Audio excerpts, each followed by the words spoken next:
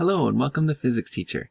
In this grade 11 math tutorial, I'm going to go over all about radicals and how we work with them. And at the end, I'll teach you how to use your TI graphing calculator to help with some of these problems. Let's get started.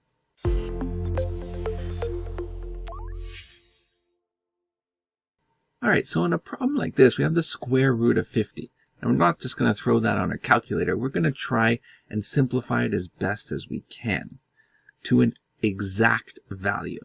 Now to do that, we can look at the number 50 and split it up into factors. For example, 10 times 5 equals 50. So I can split it up like this. However, that's not really helpful because I don't know the square root of 10 and I don't know the square root of 5. So another way we could do it is, well, 25 times 2 is 50. So if I did the square root of 25 times the square root of 2, well, we know what the square root of 25 is. That's 5. So we're left with 5 root 2. And that is the exact value because we know the square root of 2 is irrational. If we were to plug that into our calculator, it would round off to an approximate value. And that's the lowest we can possibly go for sure, because 2 is a prime number. So we're not going to break that up any further. Let's try again with this. So 27, how can we break up 27? Well, we can do 9 times 3, so we have the square root of 9 times the square root of 3. That's 27. And the square root of 9 we know is 3, so we have 3 root 3. Easy. Now with the square root of 180, we can immediately say, oh, 180, that's 36 times 5. But if you can't see that right away, we can do it in a few steps. Pick something easy, like, okay, 18 times 10. Well, that's easy, isn't it? 18, we can make 9 and 2. And 10, we could make into 5 and 2. Well, square root of 9 is 3. And here we have root 2 times root 2. Well, that's just 2. And then we're left with the square root of 5. So we have 6 times the square root of 5. Like I said before, you could have just said that 6 was the square root of 36 times 5, which also equals 180, if you're really good at mental math. Now, let's look at adding or subtracting radicals. Now, what we want to do is to try and get the same radical, and then we can add or subtract that coefficient in front. This is just like finding like terms in algebra. So if I leave this as 4 root 3, and I can do minus 2, 27, just as before, we can split into root 9 and root 3, where root 9 is 3. So now we have 4 root 3 minus, so 2 times 3 is 6 root 3. Now we can subtract, because this is like terms. You can think of, if you like, we can just say let root 3 equal a.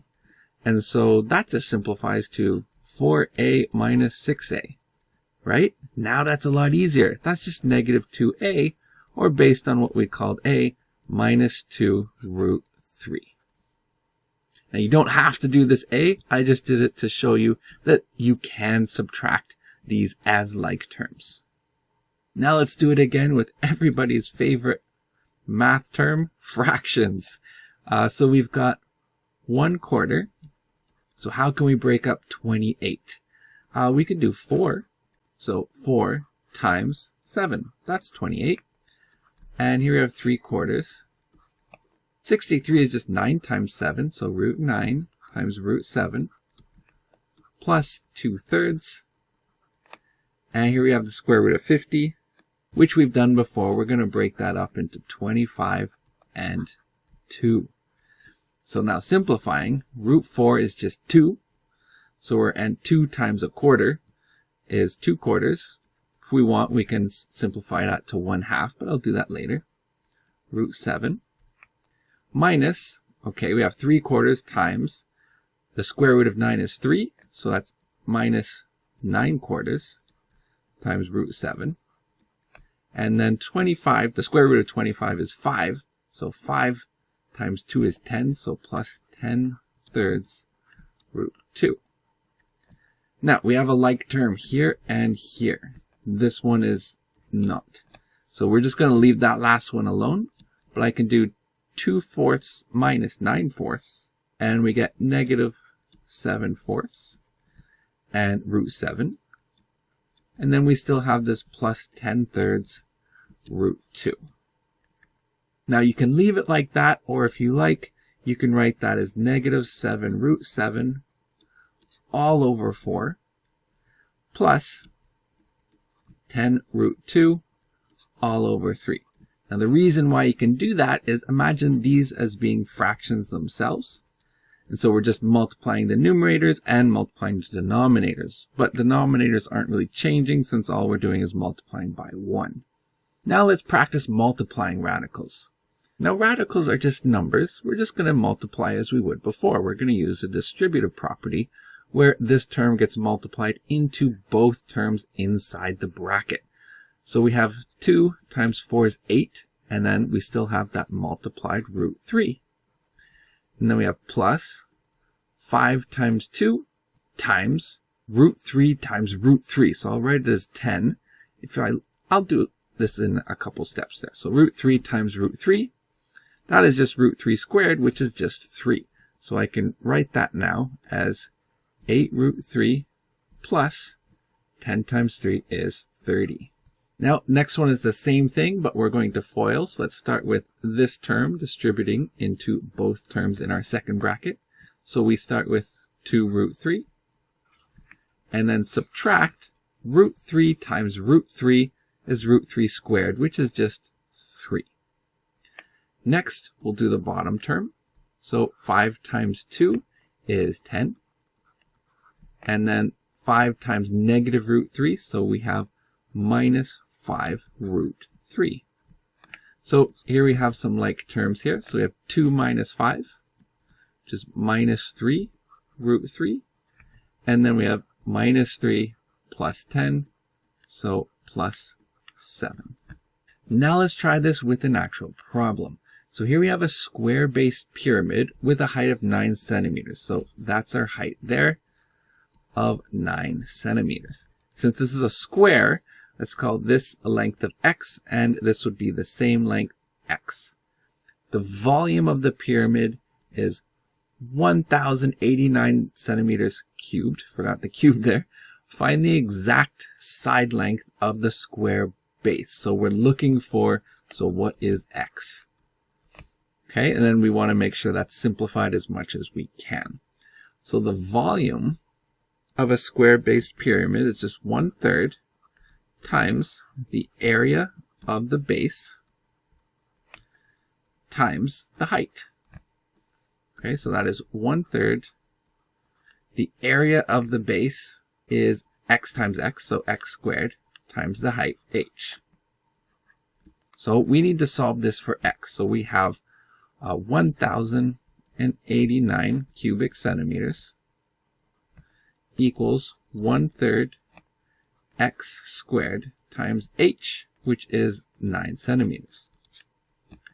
So we're going to multiply by 3 and divide by 9. So we're going to have 3 times 1,089 cubic centimeters, all divided by 9 is equal to, 9 centimeters is equal to x squared. So now we take the square root of both sides. And typically we would do plus or minus, but we don't care about the negative since this is a length, and negative length doesn't make any sense. So when we do that, now we can plug everything under the square root into our calculators, and we get 363. And now we just have to figure out what the square root of that is. 363 is actually the square root of 121 times the square root of 3. So 121 times 3 is 363. And the square root of 121 is 11. So we are left with 11 root 3. All right, let's see how we can use our graphing calculator to help us. All right, so I'm going to show you a couple new things on our graphing calculator today. We're going to go and add a spreadsheet. Now in our spreadsheet, I'm going to put in some radicals. Let's do the square root of 2. And over in our second cell, we'll do the square root of 3. Now in this cell, we can actually calculate by writing an equation. We can hit equals, and then we can do A. We're going to use our square brackets, A1 times B, and again choose that cell B1. If we do that, you can see we get the square root of 6. Now if we were to do other cells, let's do root 5 and root 7. Instead of retyping the whole equation, what I can do is I can go to Menu, Data,